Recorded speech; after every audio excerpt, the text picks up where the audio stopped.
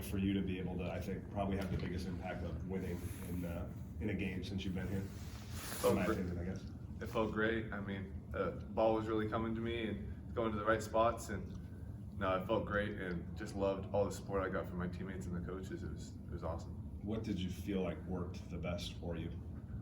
I feel like just being super physical, just kind of trying to be as much of myself as I can be, and just being confident and knowing that if I'm going hard, there's a good chance I'm going to get that, or it's going to open up one of my teammates for the same opportunity.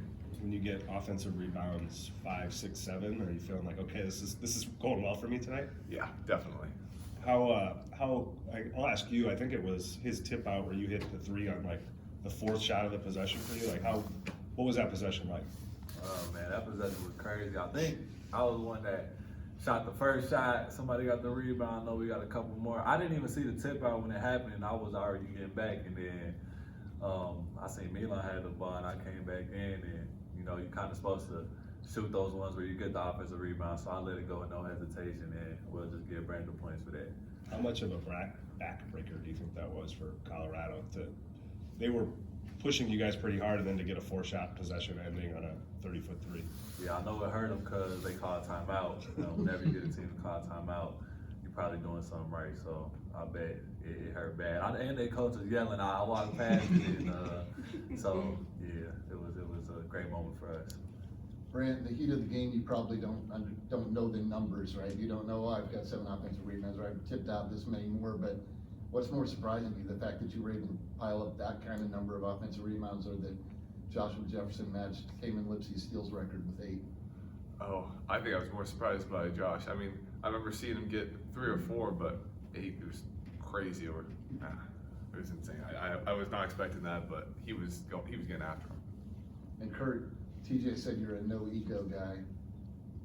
I'd say I find that kind of semi-hard to believe. He was, really good basketball player, but does that tie into the fact that you're comfortable coming off the bench and you recognize that you can have the same type of impact, or maybe even a bigger impact, in the same amount of minutes, just in a different role? You're not announced first thing. Yeah, I think so. It's just I do whatever is kind of asked of me, and what's asked of me right now is really just be as aggressive as possible. Actually, really just take what's there. Like sometimes I'll come off, 2 is on me, make the pass, and get a layup for somebody else. So really I just play the game the right way, I say, and the rest takes care of itself. So yeah, that's really it. Can it actually feel good coming off the bench now? Can you feel almost a little bit more confidence, because you're like, people don't usually think one of the biggest impact guys is coming off the bench, and you're able to lock in right away, and there's no cold. Yeah. You don't have to acclimate yourself to the game. Yeah, I think it's kind of good. After doing it, for how long I've been doing it now, I say I know the rhythm, when I'm gonna be in, kind of when I'm getting in, and when I get in, it's about a little before that first media. So us 3 is coming in fresh, and these other guys, most of the time, the other team doesn't sub usually that early, so they already done played their little 2.5 to 3.5 minutes, and we're just getting in. So try to come out with a lot of energy right away. TJ told us that, Kurt, you and him had a little discussion about the JUCO NCAA kind of ruling. What was said in that meeting? He kind of just said to me, really don't worry about it right now, just keep playing, and whatever happens, we'll get it figured out, but don't put too much thought into it yet. Obviously, we got to get through this season first to make it to next season, so that's just the focus right now. So, of course, here comes the reporter asking you about that stuff. Have you thought about if you'd be interested in coming back for another year? Well, he told me don't think about it, so I really been trying not to think about it and just focusing on right now. All right. What was it like waking up one morning with an extra year of eligibility? What was it like waking up with it? Yeah, I don't even know if I got it yet, so I really I don't know if I have it yet. Like, nobody told me you can for sure come back. So, I mean, if it happens, great. Whatever happens, I'm just gonna continue to do what I'm doing.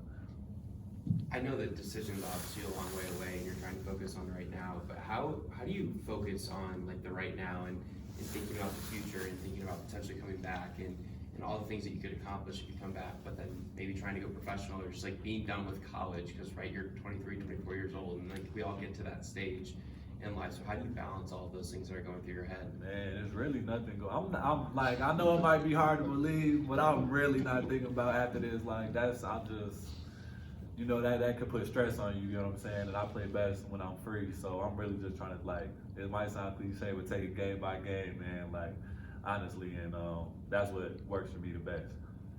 So then, game by game for both of you, what do you guys know about Baylor? Just know that they're a really good offensive team, and that's what they really pride themselves on. So we just gotta keep to our principles and just get stops the entire time, and just keep working on the defensive end, and our offense will come from that. And just what he did, offensive rebounding, they offensive rebound really well, and they got a great foreman, so that's really the focus. Thanks, guys. Appreciate it, guys. Appreciate it.